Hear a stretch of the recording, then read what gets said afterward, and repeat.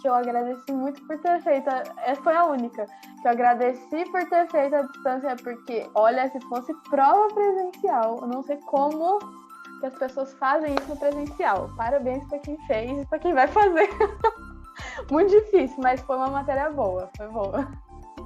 Bom, a minha penúltima também, já mais específica da Geronto, foi Comunicação Humana e Sociedade. Essa disciplina também teve, como aconteceu com você, essa não era do primeiro semestre, ela era do segundo semestre, só que por alguns problemas da grade, de professor, alguma coisa que aconteceu, enfim, ela passou para o primeiro semestre, ela teve uma troca com outra disciplina que eu teria agora no primeiro e vou ter no segundo, né?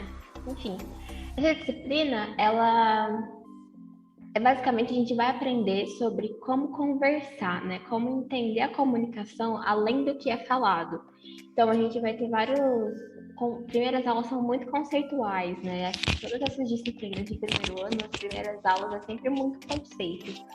Então as primeiras aulas eram tipo conceito de fala, conceito de linguagem, conceito de audição, e aí, tipo, tudo que está envolvido na nossa comunicação.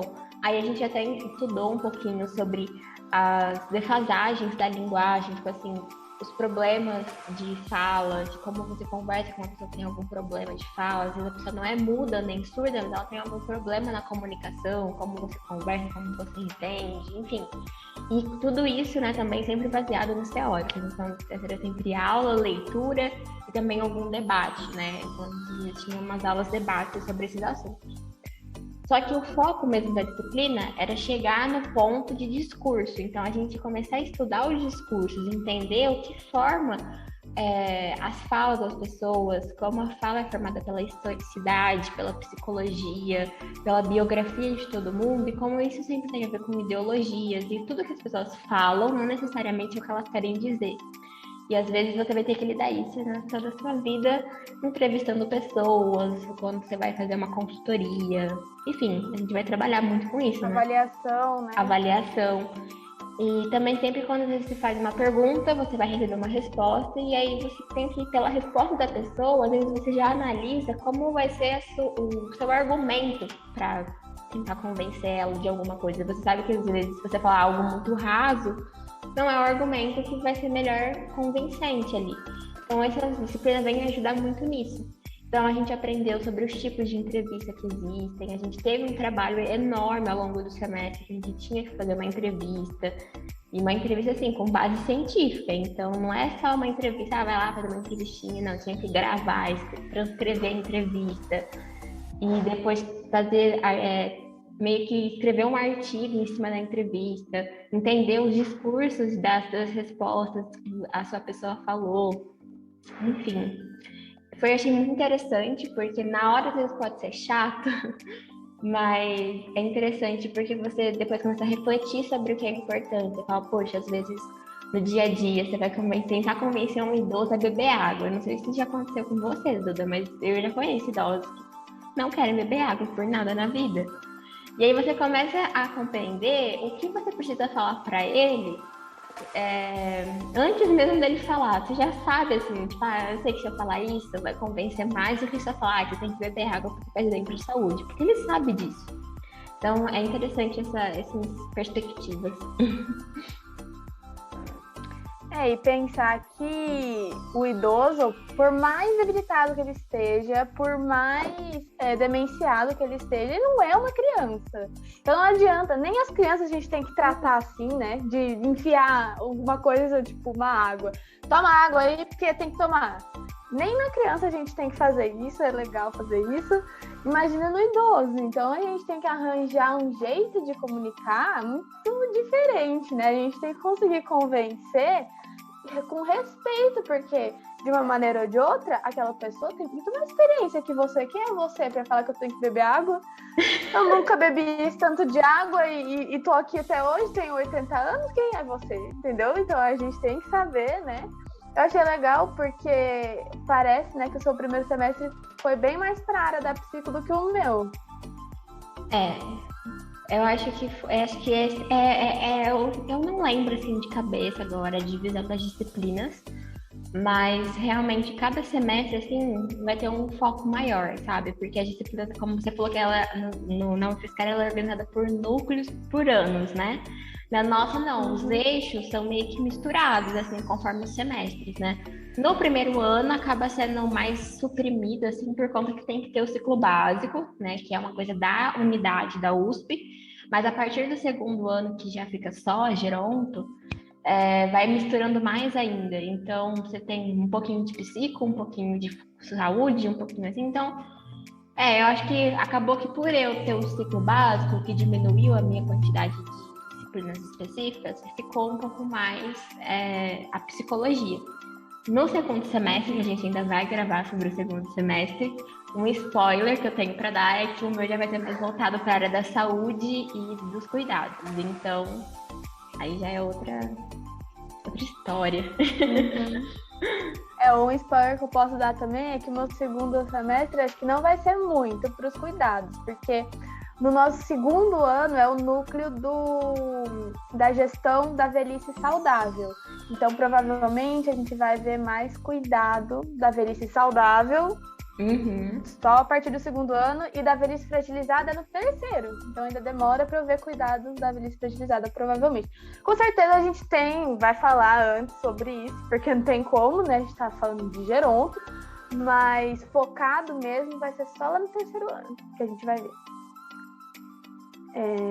Bom, então para finalizar o vídeo, a gente deixou essa matéria por último de propósito, porque a gente percebeu que a gente tem uma matéria em comum. Temos introdução à gerontologia, que é a única matéria que a gente tem em comum na grade, né? O nome já é igual. Sim, e eu acredito que deve ter mais ou menos a mesma direção. Então, a gente não falou ainda quais são as diferenças entre a gente vai descobrir agora no vídeo. Quais foram as diferenças de introdução à gerontologia. Você quer começar, Bia? Pode ser. Bom, enfim. Introdução à geronto, para mim, ela foi realmente a introdução à gerontologia. Assim, o nome foi aquela bem sugestivo mesmo. Só que assim, como eu não tive só gerontologia no meu primeiro semestre, né? Meio que essa matéria, ela tentou abraçar tudo que a gerontologia é. Então, ela acabou sendo até pequena demais, sabe? Então, assim, cada aula dela era uma temática diferente sobre a geronto. Eu não tive, assim, às vezes um tema mais específico que o outro. Cada aula era uma coisa. Tipo, a primeira aula foi sobre, obviamente, conceitos introdutórios, termologias, enfim, aquela coisa toda, né? Que a gente chega de paraquedas e a gente tem que se situar. Aí depois vai caminhando, assim, tipo, história da gerontologia, como ela surgiu no Brasil, surgiu no mundo, pesquisadores que marcam a geronto. E aí, assim, depois a gente vai tendo, a gente teve uma aula sobre políticas públicas do idoso, assim, a história das políticas públicas no Brasil de uma forma bem geral, assim, porque a gente sabe que a gente vai ver isso com cautela, com detalhes, assim, ao longo da graduação, né? A gente vai ter as matérias disso. Então, assim, ela meio que vinha para dar um gostinho pra gente do que a gente ia ver nesses 4 anos aí, sabe? Então, assim, não tinha uma aula que a gente não falasse, mas não precisa se preocupar tanto porque vocês vão ver isso mais pra frente. Toda aula tinha isso. Então, a gente falou de temas variados. Falou de idadismo, não podia ficar sem falar de idadismo. Falou das questões de doenças mais comuns em idosos, como o SUS, né? Ele faz, como hoje ele é preparado para lidar com os idosos, ou despreparado também, né? Pelas defasagens, enfim. Como acontece, a gente falou do PAGE, falou sobre as questões de como é feita a avaliação de um idoso, como você avalia a autonomia e a independência dele. Falamos sobre sexualidade na velhice, sobre idosos e redes sociais. Falamos da atuação do gerontólogo, da regulamentação da profissão. Enfim, uma coisa muito ampla, sabe? Permeou muitos caminhos. Nessa disciplina, quem deu essa disciplina para mim foi a única professora que é gerontóloga no curso de geronto da USP. A gente só tem uma professora gerontóloga. E então, assim, foi ela que deu essa disciplina, então foi muito especial ter com ela, porque é tudo que a gente queria tirar dela, né? A gente tentava. Então, assim, era muito bom por questão de experiência da própria professora, né? E ela acabava trazendo muitos professores convidados, então a gente tinha aula com professores da UFSCar, a gente fez com os formados aí pela UFSCar, teve aulas com o pessoal da ABG. Enfim, foi muito legal para conhecer vários ramos assim da Geronto, ver como ela é muito ampla e assim, foi uma matéria que veio para falar assim, você é apaixonado ou não pela Geronto, tudo isso que ela te oferece, sabe? E também para não deixar a gente desistir, porque com o ciclo básico existe assim a tendência das pessoas acharem que não é o que elas querem. Mas, assim, por talvez não entender a proposta da unidade. Então, você fala, ai, nossa, vou ficar um ano inteiro vendo algumas coisas que não são tão relevantes pra mim. E aí você desiste antes da hora, sabe? E aí, mas ele deixa de chegar na parte boa do curso. Então, veio pra dar esse gás pra gente.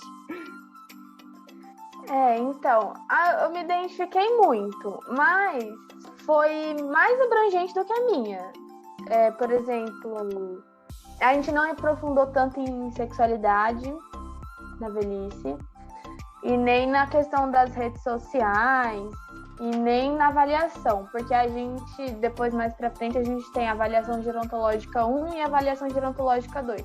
Então vai juntar um pouquinho dessa parte que você falou agora, sobre a avaliação, e também aquela parte que você falou sobre aprender, da disciplina que você falou sobre aprender a conversar, a entender o que quer dizer, como comunicar. Isso a gente acho que também vai aprender nas avaliações gerontológicas 1 e 2.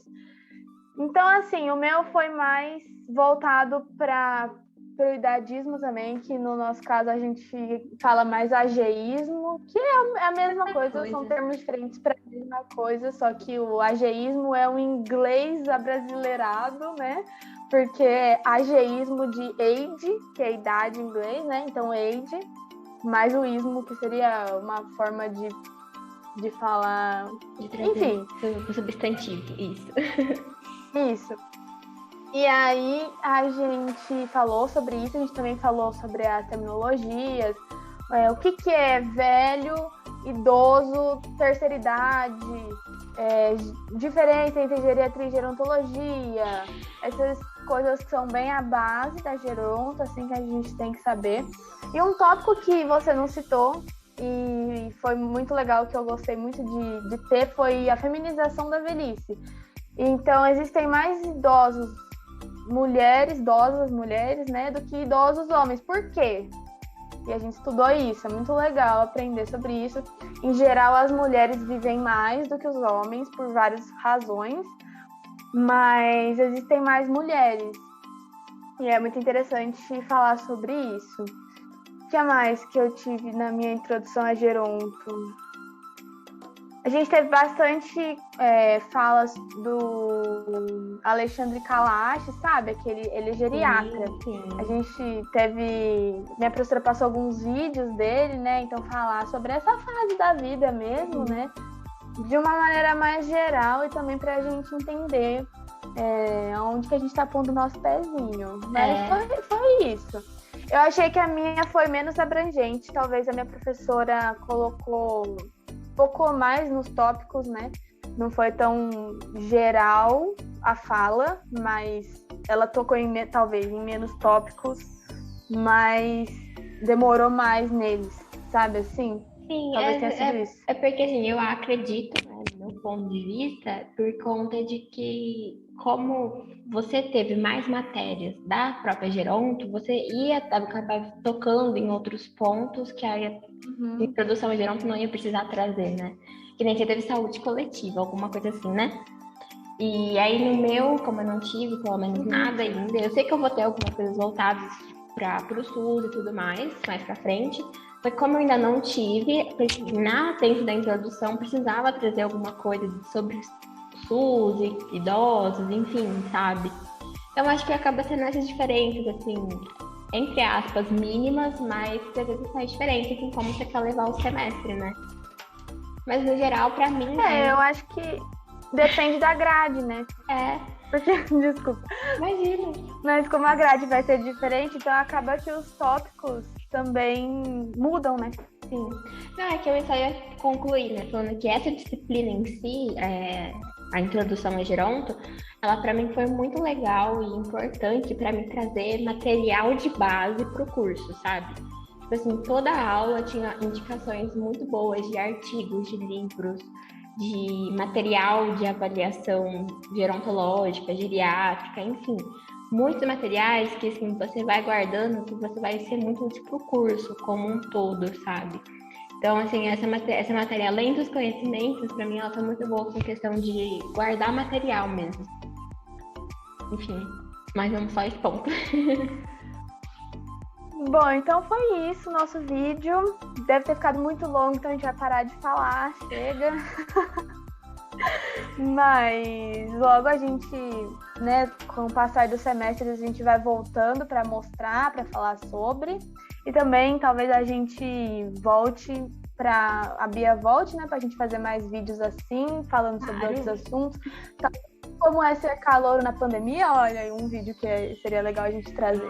Já vou deixar o próximo vídeo que a gente já linka um no outro. Ó, que perfeito. Mas é isso, gente. Eu vou finalizar reforçando que a Bia tem um Instagram para falar sobre Geronto, né? Lá no Instagram, chama geronto.study, enfim. Eu vou deixar linkado aqui também na descrição para quem quiser visitar. Visitem, é muito legal, porque aí quando você tá no YouTube, você tem a Duda, quando você tá no Instagram, você tem a Bia. Olha aí, completo, para você se informar dos assuntos da Geronto. E para quem tá aí pensando em cursar, vem para Geronto, gente. Estamos precisando de gente que quer fazer, de gente que é apaixonada igual a gente, né, Bia?